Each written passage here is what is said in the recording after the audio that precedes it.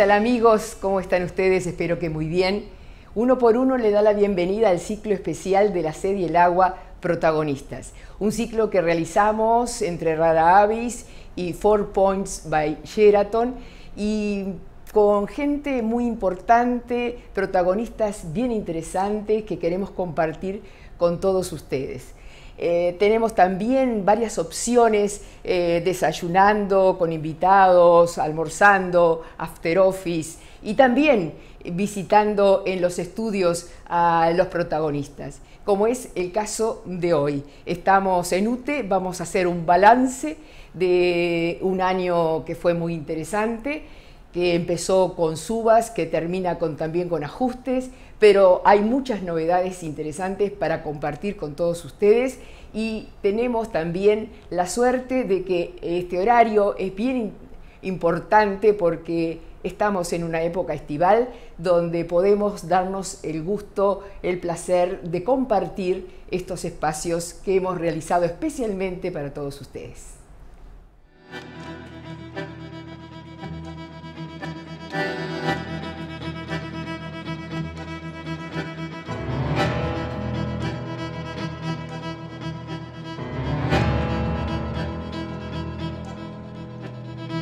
Más allá del parque eólico es ir al mercado de valores con una alternativa de ahorro para el pequeño ahorrista y para la SAFAM. Que esto es participar con UTE en la transformación de la matriz eléctrica uruguaya. Eso es mucho más lírico, pero también es importante. Un plan de inversiones y que uno tiene que olvidarse a ver quién paga los costos de un ajuste.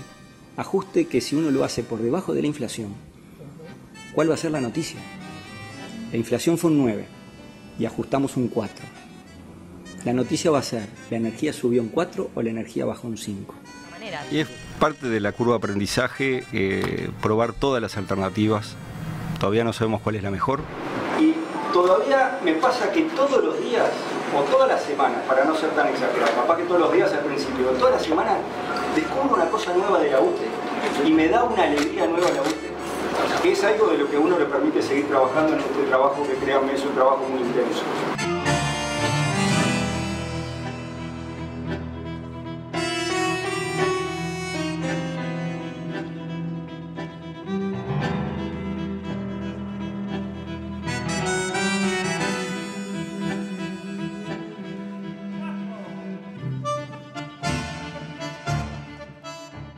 Estamos aquí en UTE con el presidente de este ente, que en realidad es un ingeniero, creo que tiene un doctorado por ahí, que siempre me olvido de qué es, pero es alguien muy importante desde el punto de vista académico. Y es bien interesante que haya permanecido en la administración de algo tan importante como es la energía, un tema que está en discusión en todas partes del mundo y que Uruguay ha sido destacado por la integración de las energías.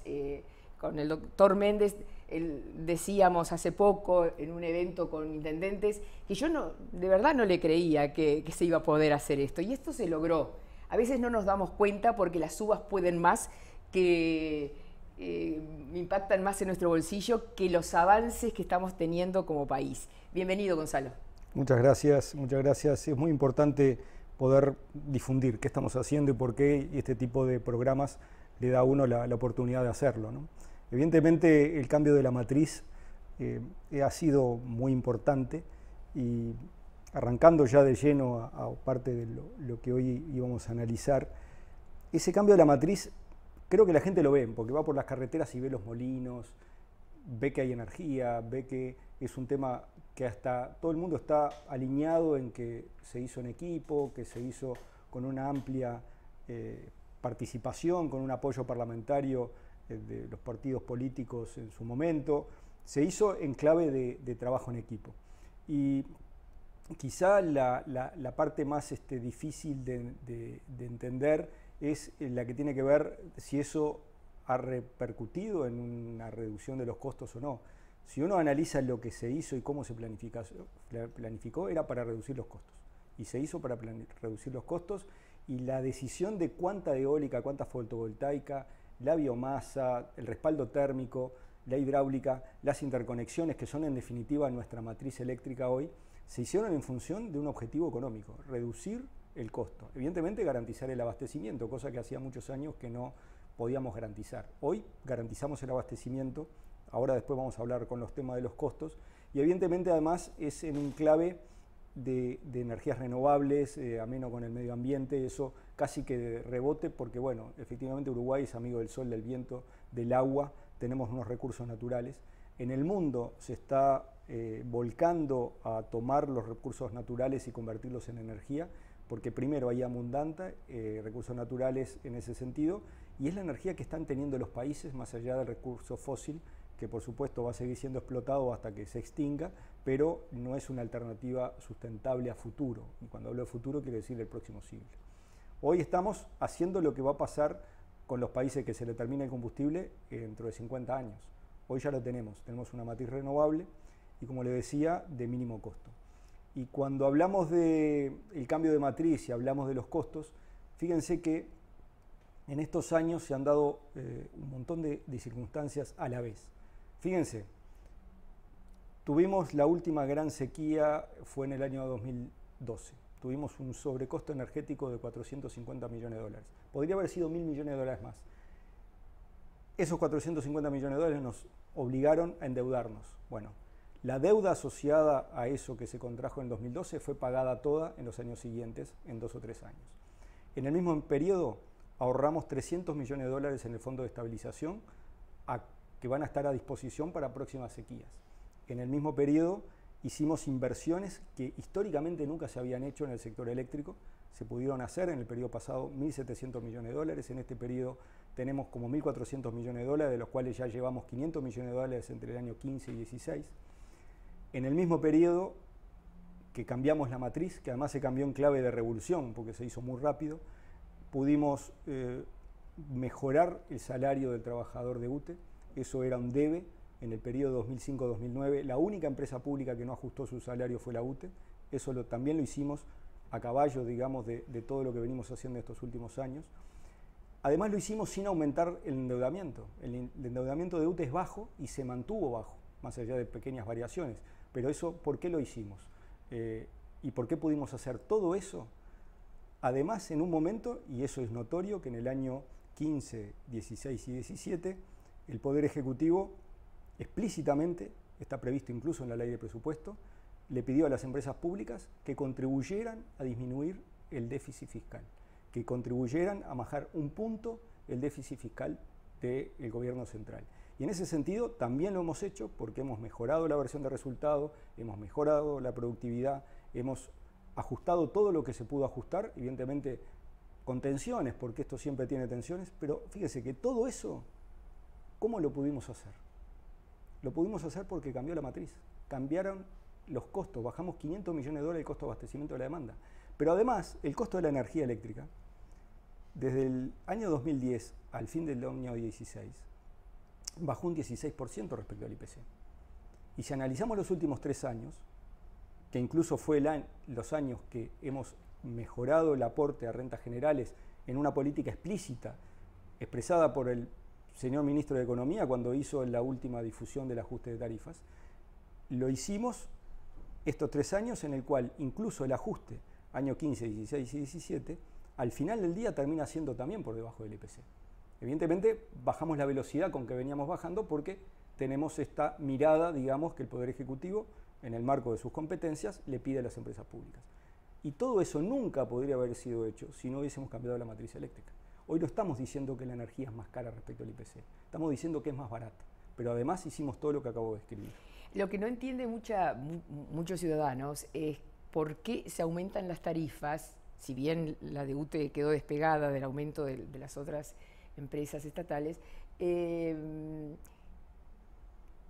digamos, hay ganancias, pero se aumentan, ¿no? Se aumentan las tarifas. ¿Cómo es eso? No, porque primero, no se reduce, por ejemplo, el pago que hace UTE a las energías, digamos, a los parques eólicos cuando son privados. Eso no se toca.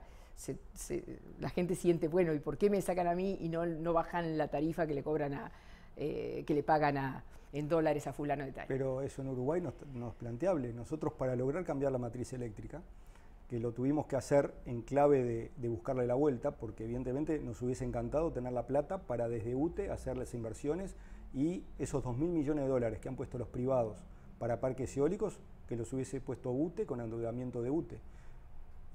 En el mismo momento, UTE, en esos dos periodos, habrá invertido 3.000 millones de dólares. 2.000 millones de dólares, 3.000 millones de dólares. Estamos hablando que 2.000 millones es mucho, y estamos hablando de que el presupuesto de inversión de UTE es el mayor en la historia de la UTE, analizado, digamos, en contexto de costos constantes.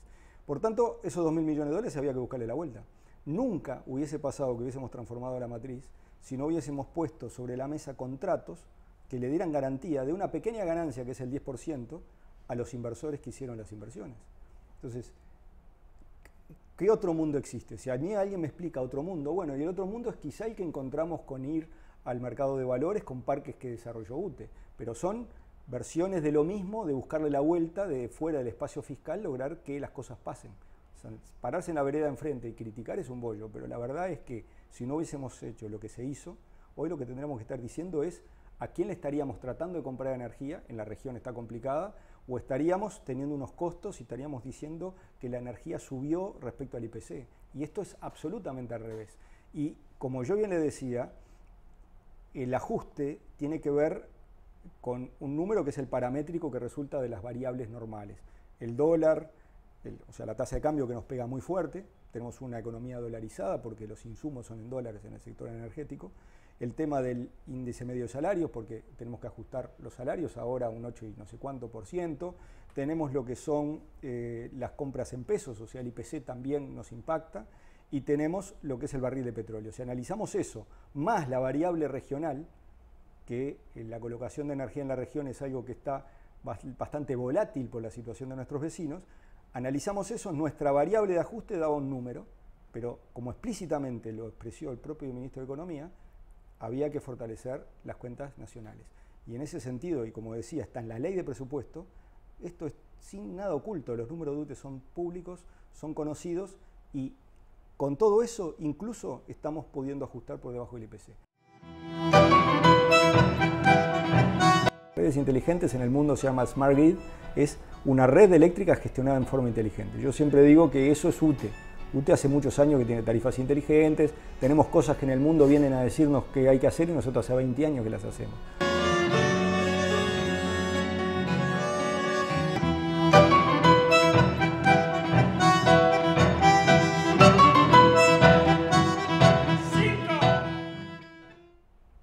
Estas cosas que tenemos que comprender, darnos tiempo, porque lo mejor que tenemos en Uruguay, una de las mejores cosas que tenemos en el Uruguay es poder hablar con los actores sociales, políticos, gestores de primera mano para sacarnos nuestras dudas, para poder hacer nuestras propias conclusiones, etc. Tiene que ver con esto de entender por qué existen los ajustes de tarifa, que es un poco también lo que integra la bolsa de la inflación, o sea, esto que nos coloca como uno de los países más caros desde el punto de vista de un trabajador o de la clase media o lo que fuera.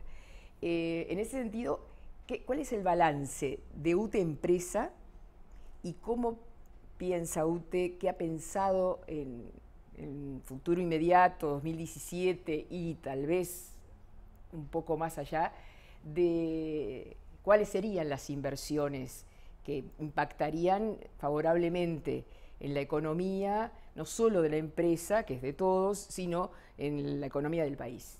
Bueno, este año 17 es un año con muchos desafíos. Quizá para hablar del 17 tenemos que hablar un poco del balance del 16. Fue un año muy complejo porque tuvimos muchos temporales, tuvimos la situación de Dolores, tuvimos sobre fin de año, creíamos que habíamos terminado el año, tuvimos lo de San Carlos, que fue también una situación compleja, pero tuvimos un año muy difícil. Pero si uno analiza desde el punto de vista de los objetivos que teníamos al principio de 2016, se cumplieron con todos los objetivos. Incluso con varios que no estaban escritos también pasaron. Y si uno tuviera que recordar así los grandes hitos, evidentemente el avance de la central de Punta del Tigre con su primer turbina en estos días en proceso de puesta en funcionamiento comercial. Fue una cosa muy, muy importante porque el proyecto venía muy retrasado y eso se pudo reencauzar. Evidentemente estamos retrasados, pero está reencauzado. ¿Y eso qué significa? Y eso quiere decir que tenemos ahora 180 megavatios de la primer turbina del ciclo combinado operativa. Al fin de este primer semestre o al principio del segundo vamos a tener la segunda turbina de 180 megavatios. Para que yo entienda que estamos hablando de la respaldo media de la térmico, gente. estamos hablando de... Históricamente en Uruguay teníamos las represas y la central Valle, o la central de la Tablada. Tanto la Tablada como la Valle eran centrales térmicas que consumían o gasoil o fuel oil, combustibles fósiles. Esas centrales térmicas siguen siendo necesarias en el sistema uruguayo, porque nuestro sistema es hidrotérmico con energías renovables ahora. O sea, lo que se agrega son las energías renovables, pero seguimos necesitando el respaldo térmico para usar bien el agua. Nos animamos a usar mucho más el agua porque sabemos que tenemos el respaldo térmico. Capaz que nunca lo prendemos. De hecho, es de respaldo y claramente de respaldo. Lo que se invirtió. Claro, digamos. Ahora básicamente el combustible barato es la energía renovable, ya sea la eólica, solar o la hidráulica, y el respaldo es el térmico. Cuando antes era absolutamente. Y antes estábamos en una clave en que se había terminado la hidráulica y estamos meta a prender térmica y teníamos unos costos enormes en los últimos años. Por ser dependientes de la compra de petróleo. Y esta central de ciclo combinado, que es una central que tiene turbinas de ciclo abierto, o sea, las dos turbinas que acabo de describir, más una tercera turbina que va a estar terminándose al fin del año 18, completa unas 540 megavatios que son el respaldo térmico que van a ser el que va a dar el servicio de respaldo por los próximos 20 años en el sistema uruguayo. Y paralelamente estamos sacando de servicio unidades. En el año 16 terminamos de sacar de servicio lo que era la sala B, que eran 50 megavatios, la quinta unidad y la sexta unidad, lo cual totalizan 250 megavatios que salieron del servicio. Y las centrales de la Tablada en el año 2023 las vamos a sacar del servicio. Todo eso es la planificación del respaldo térmico. Entonces, haber avanzado en la central de ciclo combinado con una primera turbina, la segunda encaminada, etcétera, etcétera, fue un hito muy importante. También, ni que hablar, que se llegó al primer mega de eólica y si vamos a hablar también, el año pasado fuimos al mercado de valores con lo que fue el proyecto Arias, que está en plena construcción y se va a terminar en este año, y en el cual fuimos al mercado de valores con un fideicomiso, y el parque eólico Valentines, que fue, creo, la vedette, el éxito final sobre fin de año, un gran reconocimiento de la gente como UTE, como promotor, y confiando en la UTE, haciendo una apuesta al ahorro popular, digamos, a partir de un emprendimiento de Claro, UTE. por eso se retrae la pérdida, la fuga de ahorros uruguayos en el exterior. Y sí, porque estamos dando una opción de ahorro que el pequeño ahorrista en Uruguay no tenía. Y evidentemente que eso lo hagan en clave de confianza con UTE nos genera una mochila muy grande, pero por otro lado sentimos que estamos siendo útiles al desarrollo de la sociedad. Una duda que tengo yo. Cuando hablas de las turbinas de ciclo combinado, ¿es la transformación de la eólica que ustedes manejan, más la hidráulica, más ¿eso es un ciclo combinado? No. El ciclo combinado es en sí mismo una descripción de una topología de las máquinas térmicas. Acá tenemos una turbina de gas o gasoil que es de ciclo abierto, otra segunda turbina de gas o gasoil que es de ciclo abierto. Esas turbinas, por la chimenea sale un humo caliente. Esos gases calientes yo los utilizo para calentar agua, generar vapor y mover sin combustible adicional, porque estoy aprovechando el calor remanente de esos ciclos abiertos, sin combustible adicional muevo una tercera turbina, con lo cual aumento un 50% el rendimiento del combustible sin combustible adicional. Entonces, por eso se llama ciclo combinado. O sea que son, en definitiva, dos turbinas de ciclo abierta con una turbina de recuperación del calor de las primeras dos. Y con eso se mejora muchísimo lo que es la eficiencia del respaldo. Perfecto. térmico. Y otra cosa que no nos queda claro a los ciudadanos comunes es cómo digamos, transforma UTE la energía eólica o solar. Porque es el gran comprador, digamos, es UTE y el gran distribuidor es UTE, ¿no? Acá hay un solo operador. Aunque en realidad el mercado está abierto. El mercado está abierto, puede haber. Bueno, el mercado está abierto por ley, por la generación es libre hace muchos años. Es cierto. Lo que pasa es que la mayoría lo ha hecho UTE o incluso los parques eólicos que han desarrollado los privados, es la propia UTE que compra la energía, después por supuesto la transmite, la distribuye, la comercializa. Eso hasta ahora el único que comercializa energía es UTE. Evidentemente eso se puede hacer, el marco lo permite, pero no ha pasado porque UTE ha sido más competitivo que alguna otra alternativa. Evidentemente el sistema es un sistema complejo. Me pregunta de cómo se genera en base a generadores eólicos, que son esos que uno va por las carreteras y los ve, y que básicamente captan la energía del viento y la convierten en energía eléctrica.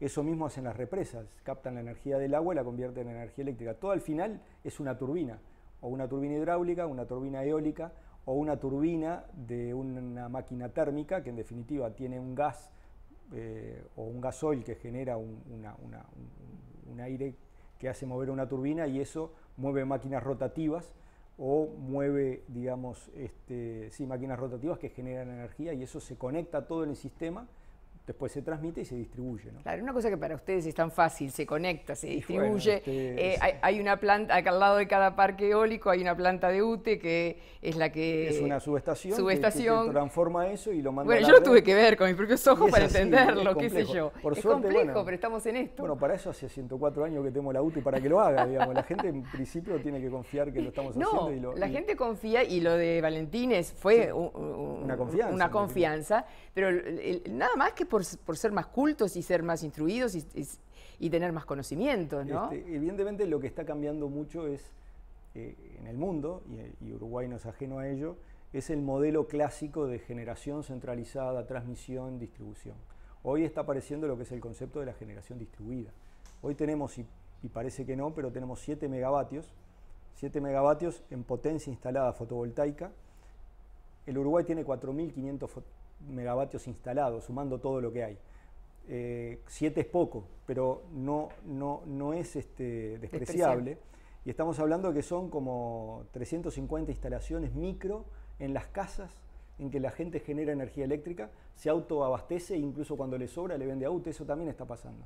Y en el futuro eso se va a ir generalizando, va a ir pasando. Evidentemente depende de un perfil muy particular de alguien que está dispuesto en la casa a complicarse un poquito más la vida instalando una planta de generación. La gente en realidad que llega a la casa a prender la llave y ver que la luz prenda, o prender la televisión y olvidarse. Pero para todo lo que es gente que quiera meterse en mejorar, en dar eficiencia al sistema, hay un montón de alternativas. Hoy en día, uno de los desafíos más grandes que tenemos por delante son 2, básicamente, y eso es lo que vamos a trabajar fuertemente en el año 17.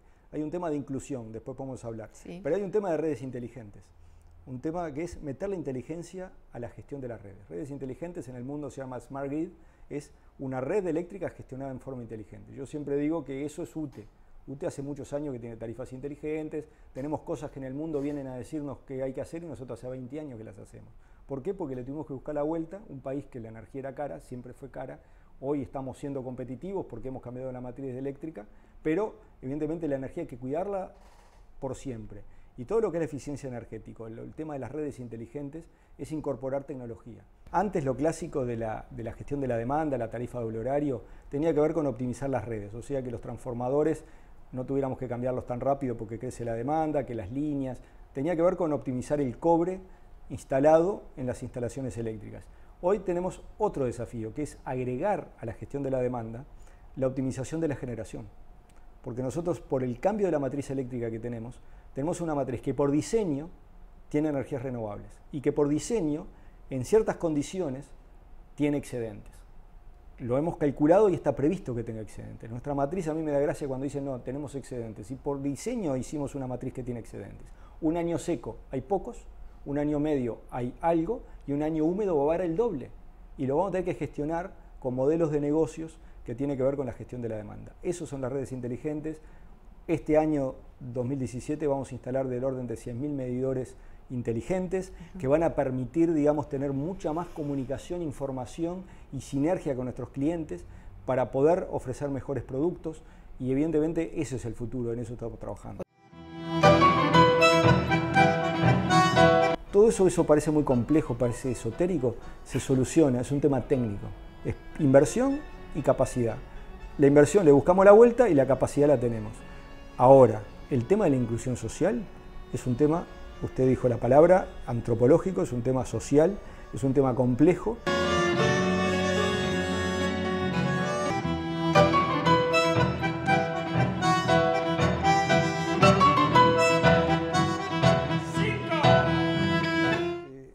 Si uno ahora analiza el otro gran desafío que tenemos en UTE, básicamente en el año 2011 concebimos lo que era un plan de reducción de pérdidas en contexto crítico y venimos trabajando. Y cada vez que nos metemos más en el tema, nos damos cuenta, digamos, lo complejo que es darle sustentabilidad a algo de estas características.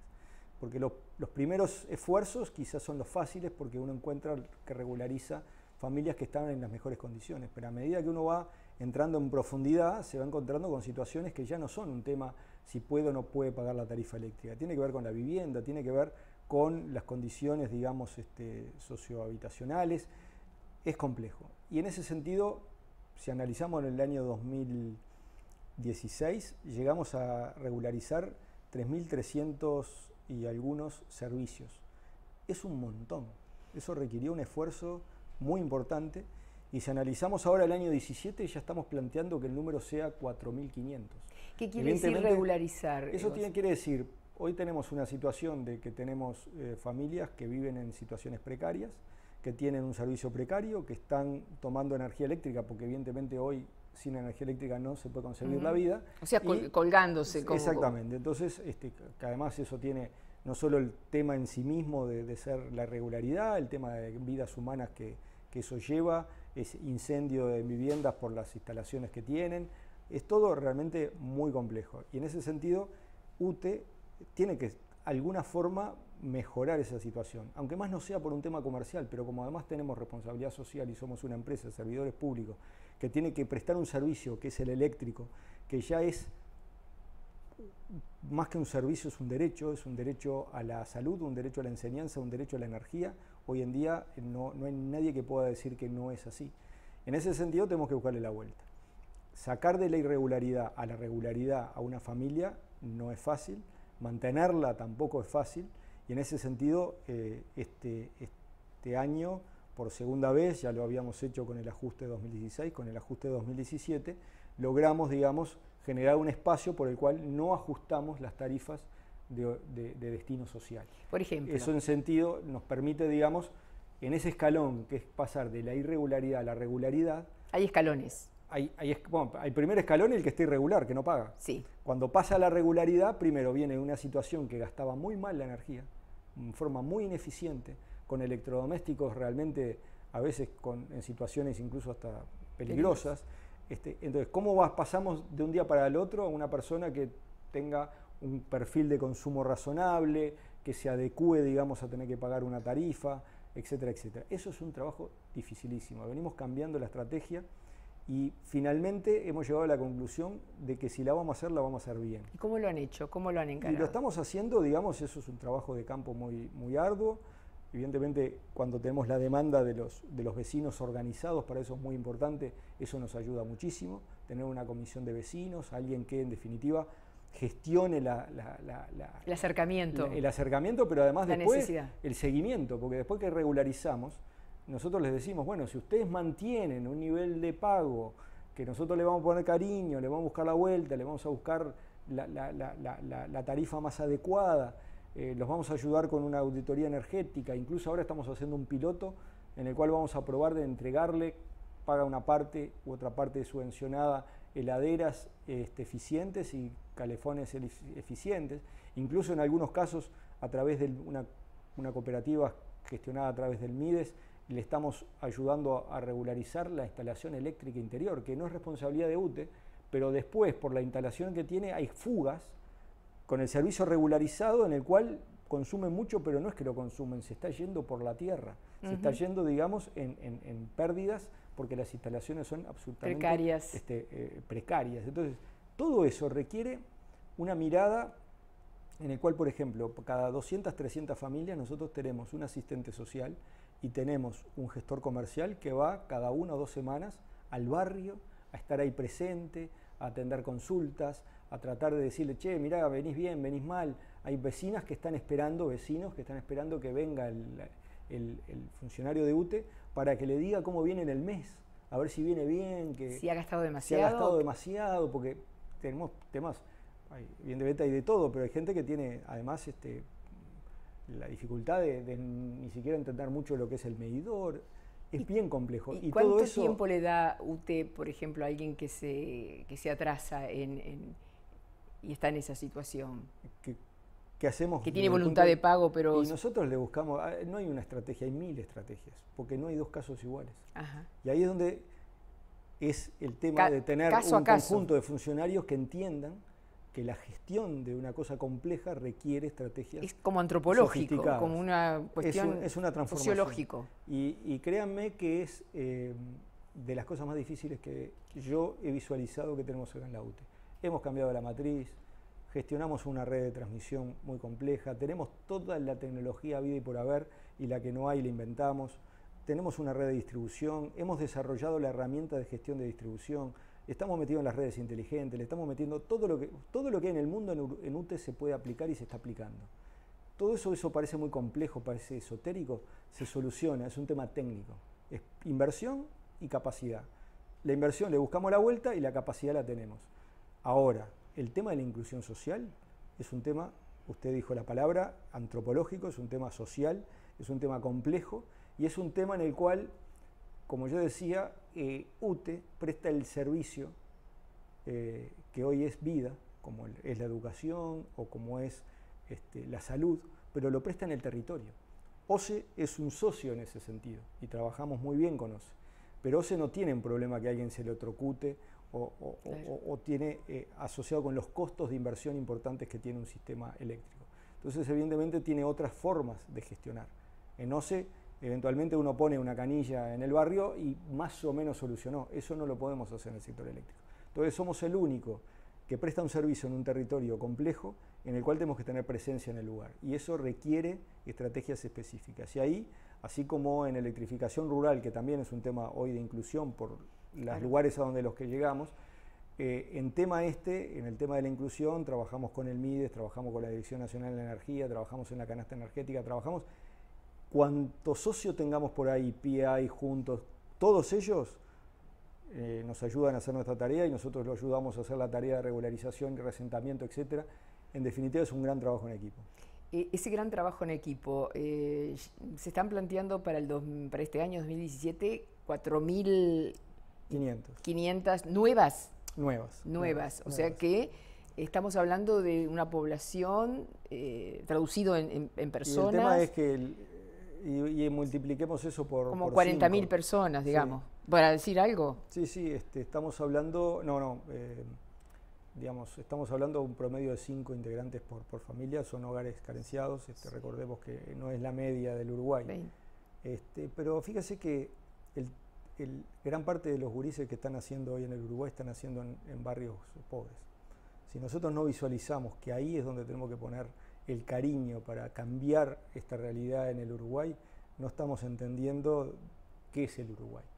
Y el trabajo es muy grande, porque si uno mira el horizonte a futuro, tenemos entre 70 y 80.000 familias en situación compleja, en situación irregular.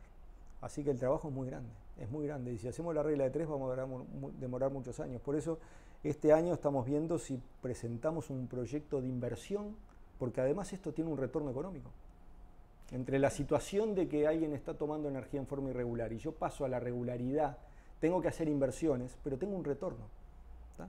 Evidentemente da un trabajo importante, hay que pensar en recursos humanos.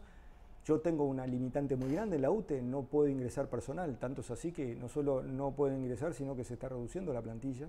Eso es un tema que requiere una discusión con el Poder Ejecutivo, que es el que en definitiva autoriza el ingreso personal, porque no vamos a poder solucionar el tema de la inclusión.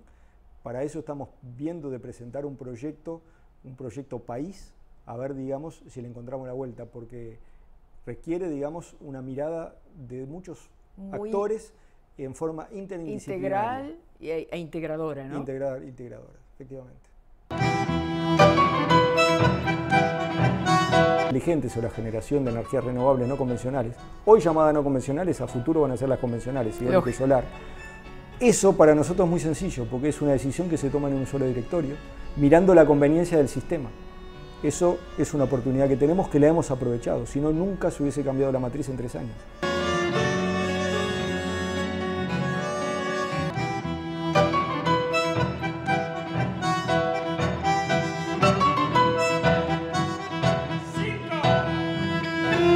Sabemos que en el mundo hay un cambio fuerte, una migración, por decir, una transformación hacia los vehículos eléctricos. Muchos lugares, muchas ciudades importantes en el mundo tienen este bien, aunque la energía sigue siendo todavía para ellos un hándicap muy grande, porque es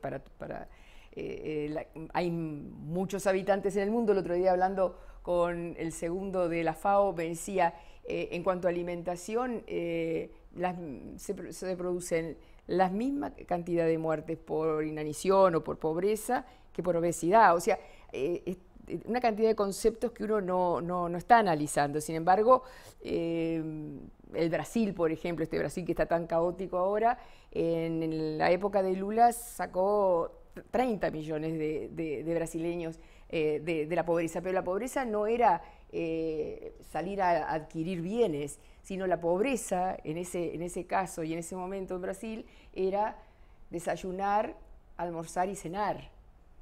O sea, estamos hablando de varios planos, ¿no? de integración, de integración social y de temas sociales como los que acabamos de plantear. Pero el mundo, a su vez, está haciendo un gran cambio, una gran apuesta hacia lo eléctrico. Yo vi en Alur los primeros autos eléctricos y, bueno, sé que la flota acá también ha integrado vehículos eléctricos.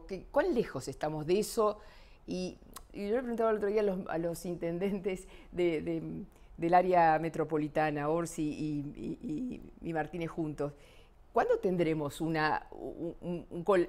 transporte colectivo barato, eficiente, que invite al automovilista, al motociclista, al que toma, a realmente resignar, no gastar tanta gasolina y utilizar esa locomoción? Me dijeron que tienen que pasar muchos años todavía, décadas. Van a pasar, pero... ¿Estamos lejos? Pero lo importante es tener claro cuál es la meta. El foco. Que no perdamos cuál es la meta.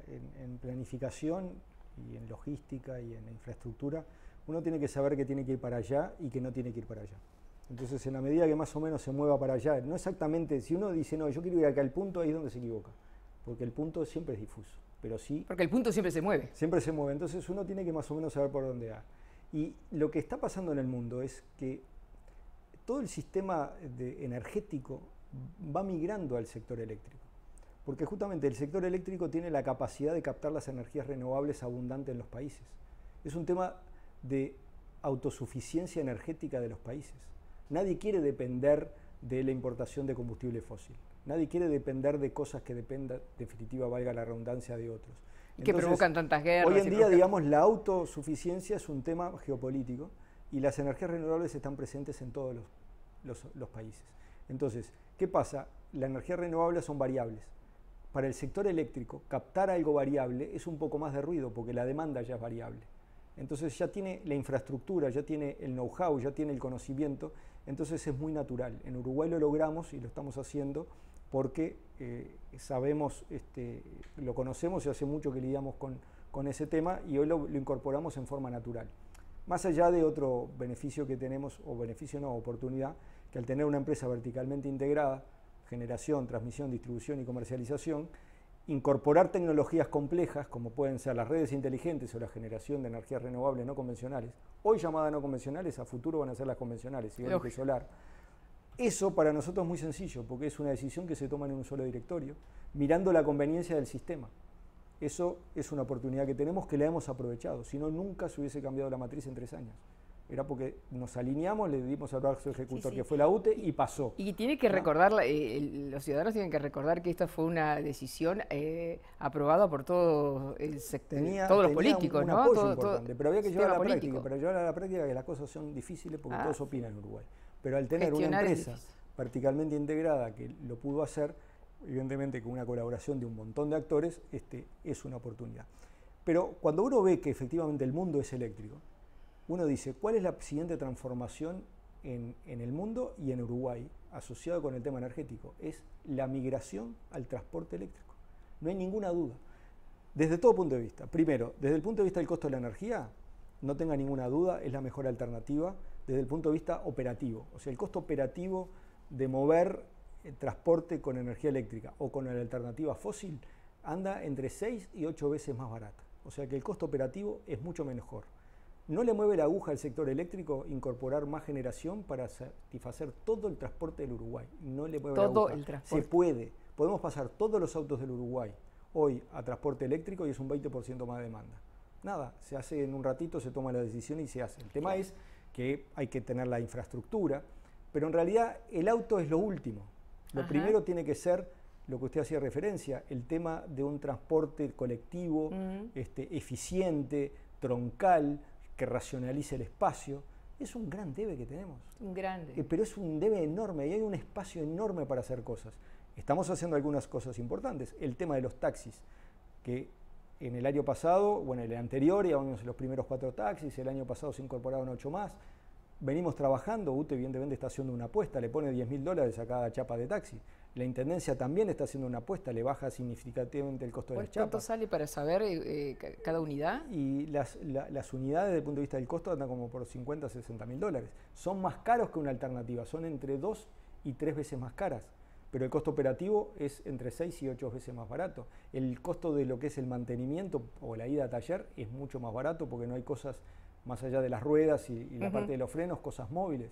Entonces, hay una cuenta, hay un ejemplo en Nueva York, ahora están en un plan piloto de 40 ómnibus eléctricos. Nosotros ya tenemos uno funcionando acá desde el año pasado. Sí. Si hacemos la regla de 3, nosotros estamos mucho más adelantados que Nueva York. Pero eso... Cuando le ganamos con el saldo, le ganamos, ejemplo, digamos. Y además la mayor flota de autos eléctricos dedicados, flota dedicada a un servicio, la tiene UTE acá en Uruguay, digamos. Entonces, en ese sentido estamos marcando un poco la diferencia. Pero ese estudio en Nueva York, que hace las mismas cuentas que hacemos nosotros hace rato, porque ese ómnibus que hoy está circulando lo ensayamos hace 2 años con la Dirección de Energía y con la Intendencia Municipal de Montevideo. Esas cuentas son las mismas que nos da a nosotros, que beneficio, que los números cierran. Pero si le ponemos los costos de salud, los beneficios se van al doble. Vaya uno y limpie la fachada de la casa, en un lugar donde pasan ómnibus y hay mucho tráfico. Sale un barro negro, digamos. Eso está en los pulmones nuestros. Eso es salud, eso es calidad de vida. Eso, cuando tengamos realmente el transporte migrado definitivamente al eléctrico, la calidad de vida de la ciudad va a mejorar. El ruido, yo los invito a tener la suerte de tomarse un taxi eléctrico. No se quieren bajar más. Hicimos ahora con la Dirección Nacional de Energía, con el Ministerio de Industria y con la Intendencia, en el Quibón el año pasado, una muestra de autos eléctricos. La gente que probaba los autos eléctricos, algunos fueron y compraron. Ya hay autos eléctricos que se pueden comprar. Lo que pasa es que para el sector domiciliario, todavía no cierra la cuenta. Está muy complejo porque todavía es muy caro, pero es el futuro, no tengan ninguna duda. Y empezando por lo que es colectivo, ómnibus, los taxis, las flotas, lo que son los tranvías o los trenes, y después finalmente llegaremos a cosas como son el transporte más porque no tenemos ni idea, yo por lo menos no tenía idea de que, decimos por qué no tenemos subte, suponiendo, ¿no?, un ejemplo, por qué no tenemos un entronque de algo central que... Son inversiones muy importantes. Muy importante, el kilómetro sale... Muy inversiones. Son muy importantes, pero hay que pensar en grande, hay que salir de la caja y pensar en grande. Bueno, y eso, bueno, requiere buscarle espacios, hay que encontrar los espacios fiscales, ese es el gran problema que tenemos. Hoy en el mundo estamos llamados a jugar con la regla del mundo capitalista, en el cual, digamos, a las empresas públicas no les dejan espacio fiscal, los que dicen cuál es el nivel de endeudamiento de un país, etcétera, nos tienen medio encorsetados. Y entonces hay que buscarle la vuelta porque si no quedamos resignados a quedar haciendo cosas que sean ineficientes y en definitiva destruir riqueza. Evidentemente todas esas cosas requieren una inversión importante, pero si hacemos las cosas bien es como el cambio de la matriz eléctrica, había que hacerlo, había que buscarle la vuelta. Bueno, en el transporte hay que buscarle la vuelta porque es un destrozo de riqueza que estamos haciendo en el transporte. Ha sido un gusto. Un gusto para mí también. Gracias, amigo.